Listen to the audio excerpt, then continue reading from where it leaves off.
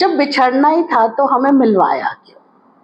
आप में से बहुत से लोगों के मन में ये प्रश्न होगा और कुछ लोगों ने मेरे प्रीवियस वीडियो में भी ये कमेंट बॉक्स में लिख कर के पूछा है कि हम बिछड़े क्यों? अगर हमें मिलना नहीं था, हमारे अगर किस्मत में मिलना नहीं लिखा था, तो यूनिवर्स ने हमें क्यों मिलवाया और फिर हम क्यों बिछड़ गए? देखिए, श्री कृष्ण खड़े हैं सामने और उनके सामने एक युवती आती है, उनकी आंखों में आंसू होते हैं और वो पूछती है कि हे माधव, मेरे और मेरे साथी को आपने क्यों अलग कर दिया? अगर हमें बिछड़ना ही था तो हमें मिलवाया क्यों गया? तो श्री कृष्ण मुस्कुराते हैं और कहते हैं कि हे युवती, मुझे और राधा को क्यों मिलवाया गया? मैं और राधा क्यों मिले? इसी में देखिए आप सभी का जवाब है कि श्री कृष्ण और राधा क्यों मिले। जब श्री कृष्ण और राधा मिले, वो उम्र की उस स्टेज पे थे जहां वो मिले, रासलीला की, हंसे मुस्कुराए, नाचे गाए और जो एक प्यार भरा जो समय होता है वो उन्होंने एक दूसरे के साथ बिताया। उनका प्यार जो था वो कोई साधारण प्यार नहीं था। उनका जो प्यार था वो एक आपको कहना चाहिए कि डिवाइन लव था। ठीक है, वो एक साधारण प्यार तो कह नहीं सकते हम। तो जब राधा से श्री कृष्ण बिछड़े, जब राधा को छोड़ करके वो जाने लगे, देखिए वो अपने अपने धर्म, अपने कर्तव्य को निभाने के लिए वहां से जाते हैं और राधा देखती रह जाती हैं और वो चले जाते हैं। राधा एक बार भी ऐसा नहीं करती हैं कि वो ब्रह्मांड को कहे कि हे ब्रह्मांड, मेरे श्री कृष्ण को आप वापस ले आइए।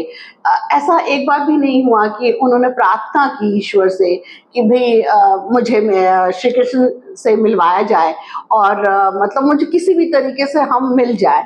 ऐसी उन्होंने कोई प्रार्थना नहीं की। देखिए, जो उनका प्यार था बहुत डिवाइन लव था। ठीक है, जब वो बिछड़े तो राधा ने उस बिछोह में अपने आप को ढूंढा, अपने अंतर मन को ढूंढा। ठीक है, वो उन्होंने कोई भीख नहीं मांगी कि नहीं मतलब श्री कृष्ण रुक जाए और मतलब मुझे छोड़ करके ना जाए, ऐसा कुछ नहीं हुआ। उन्होंने बहुत ग्रेसफुली कहना चाहिए उनको जाने दिया। ठीक है, उस चीज को भी उन्होंने बहुत अच्छे तरीके से जाने दिया। तो वो भी एक स्टेज था जब दोनों बिछड़े।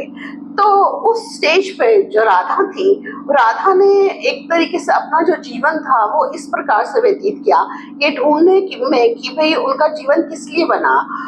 उन्होंने अंतर मन में अपने झांकने की कोशिश की, अपने आप को समझने की कोशिश की। उस समय आप भी बिल्कुल राधा कृष्ण की तरह मिलते हैं। आपको ऐसा महसूस होने लगता है कि आपका प्यार भी बिल्कुल राधा कृष्ण की तरह है। आप बहुत डीपली कनेक्ट होते हैं एक दूसरे के साथ, अपने ड्रीम्स को शेयर करते हैं आप लोग। Each and every moment you feel that is magical.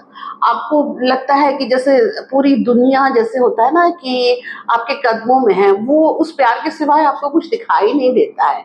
लेकिन जब आप दोनों बिछड़ते हैं तब ऐसा आपको महसूस होता है कि भाई ये क्या हो गया, मतलब फिर हमें यूनिवर्स ने क्यों मिलवाया, हम मिले ही क्यों?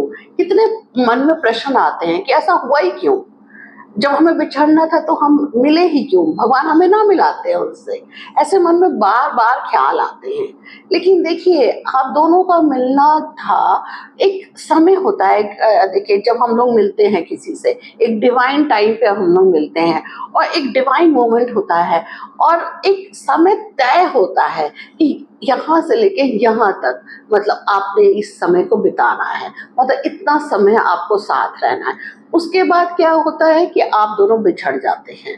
ठीक है, आप दोनों का जो मिलना था ना, वो इसलिए तय करता है यूनिवर्स या ईश्वर, इसलिए तय करते हैं कि उस जो पर्सन को आप मिले हैं, उस पर्सन ने आपके सोल की अवेकनिंग करनी थी।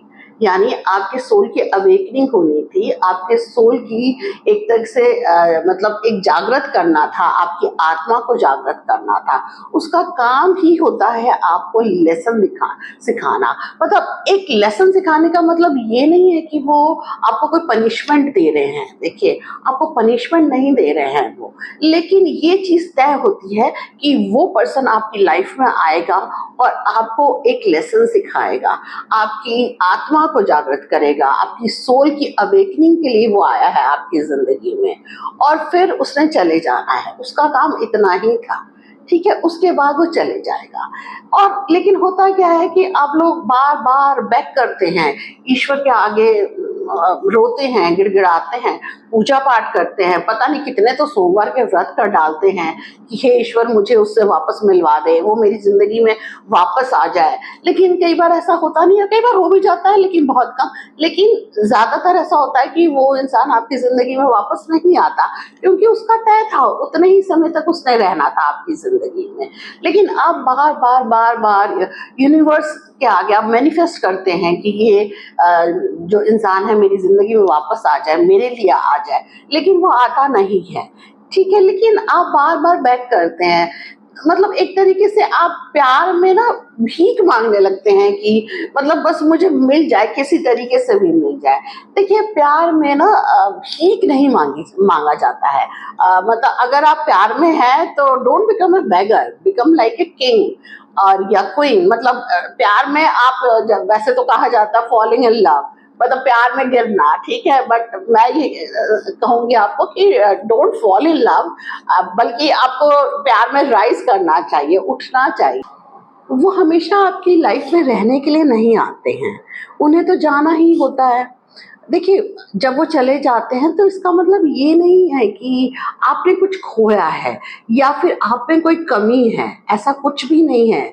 देखिए, आप में कोई कमी नहीं है। अगर आप अपने आप को ब्लेम मत करिए कि शायद मेरी ही गलती थी या मेरे में ही कुछ कमी थी कि हम बिछड़ गए, ऐसा कुछ नहीं है। देखिए, और आपने कुछ खोया नहीं होता है। अगर आप देखिए, अगर आपको कभी भी लगे कि मतलब मेरे से, मतलब मेरी जिंदगी का कितना अच्छा पल खो गया, तो उस पल को याद करिए कि जब आपने कितना साथ में एक साथ जो समय बिताया, उसको आपने किस तरीके से एंजॉय किया। देखिए, आपने प्यार में कुछ खोया नहीं होता है, खोते आप तब हैं जब आप भूल जाते हैं। आप भूल जाते हैं हाउ डीपली यू फेल्ट, यानी कि आपने कितने मतलब गहराई से प्यार किया, उस प्यार को अगर भूलते हैं, ठीक है, तो आप कुछ खोते हैं।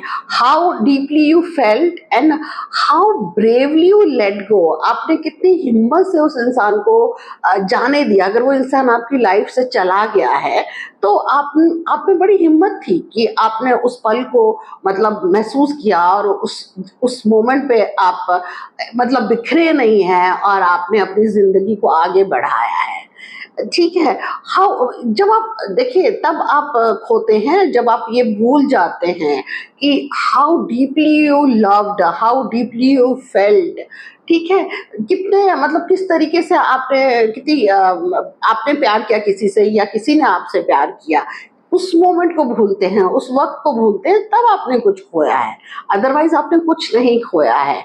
अगर आपको कभी भी लगे कि आपसे बहुत कुछ खो गया है आपका, तो उस मोमेंट को याद करिए, उस समय को याद करिए। ठीक है, उस समय को जब आप याद करेंगे तो आप चेरिश करेंगे। आपको लगेगा, जैसे होता है ना कि हम अपनी कोई कीमती चीज को बहुत संभाल करके रख लेते हैं, तो आप बिल्कुल उस मोमेंट को, उस वक्त को संभाल के रख लीजिए। जब भी आपको लगे कि आपसे आपसे आपका वो मतलब हर चीज आपसे खो गई है, तब आप उसको याद करिए, जो आपने उसको संभाल के रखा है, उस यादों को संभाल करके रखा है, तो उसको संभाल करके रखिए। तब आपको महसूस होगा कि आपने कुछ भी नहीं खोया है। क्योंकि आपकी लव स्टोरी का एंड जो है वो टुगेदर फॉरएवर या हैप्पीली एवर आफ्टर फिल्मों की तरह नहीं हुआ। इसका मतलब ये नहीं है कि आपका प्यार जो था वो प्यार नहीं था।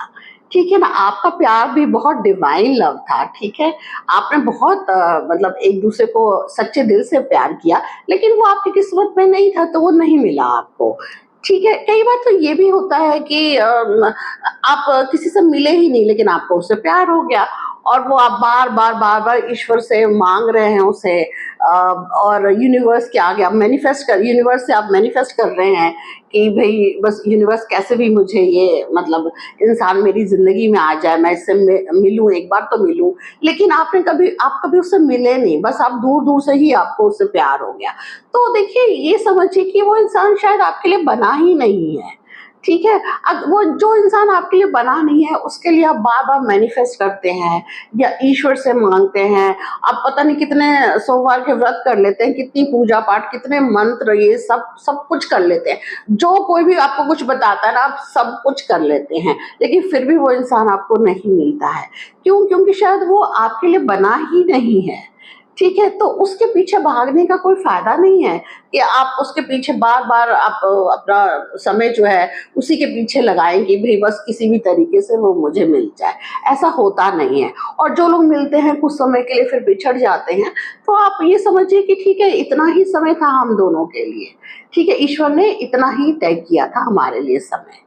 ठीक है, तो ये इसका ये नहीं है कि आप किसी को अपने आप को ब्लेम करें कि भई मुझ में कोई कमी है, इसलिए मुझे ये इंसान नहीं मिला, या कहीं न कहीं आप उस चीज़ को ब्लेम करने लगते हैं, किसी न किसी रीज़न को आप ब्लेम कर लेते हैं कि इसकी वज़ह से ये हो गया, उसकी वज़ह से ये हो गया। देखिए, ऐसा नहीं होता है। देखिए, प्यार की भीख मांगने की आपको ज़रूरत नहीं है। ठीक है, प्यार में देना सीखिए, प्यार में मांगना मत सीखिए। कई बार क्या होता है कि आप प्यार करें, एक तरफ़ा प्यार है कि आप उस इंसान से प्यार करें, पर दूसरा इंसान आपसे प्यार ही नहीं करता है। तो कोई बात नहीं, देखिए, प्यार में आप ज़बरदस्ती नहीं कर सकते हैं, ठीक है?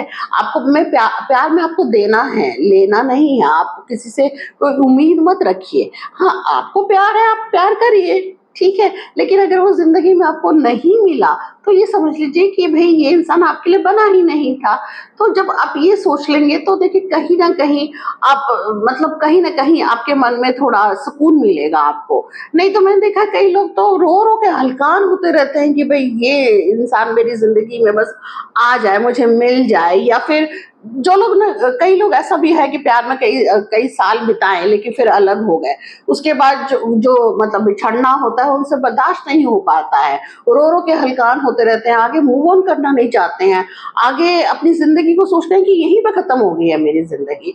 ऐसा नहीं है, देखिए, ज़िंदगी यहाँ पे खत्म नहीं हुई है। एक वो स्टेज था, वो एक समय था, वो बीत गया। ठीक है, उसको बहुत सुनहरी यादों की तरह अपने पास सजा के रखिए, संजो करके रखिए, यादों को समेट करके रखिए। बल्कि रो-रो के आपको हलकान होने की ज़रूरत नहीं है, बल्कि आप उन यादों को समेट करके रखिए और फिर ये सोचिए कि आपने कितना अच्छा वक़्त उनके साथ बिताया है।